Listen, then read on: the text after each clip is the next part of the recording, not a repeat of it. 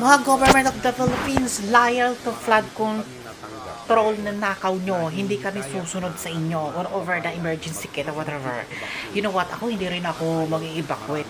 This is time is 5:51 p.m. Quezon City's landfall signal number 3 and Metro Manila.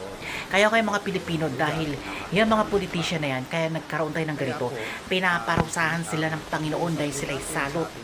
Tanggapin natin mamamatay tayo kaysa magpakaalipin tayo sa mga hayop na government na yan. Whatever international, over the trade war, over the international, this is the storm and one is not the Philippines. This storm is around the world. Parusa to sa kanila. Kaya tanggapin natin, magsakripisyo tayo na ready tayo for the beginning because it's alright. Diba? Mga tanga-tanga lang kayo kung susuko kayo sa gobyerno na yan. Problema yun na yun. Papakainin kayo ng mga government ng tae. Ko? Na-over na yung flood control na scam na. Diba? Online naman tayo vlogging for people. Mga government of the Philippines, liar to flood control na nakaw nyo. Hindi kami susunod sa inyo or over the emergency kit or whatever. You know what? Ako hindi rin ako mag-evacuate.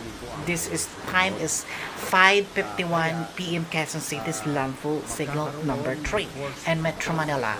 Kaya kayo mga Pilipino dahil yung mga politician na yan, kaya nagkaroon tayo ng ganito, pinaparusahan sila ng Panginoon dahil sila'y salot.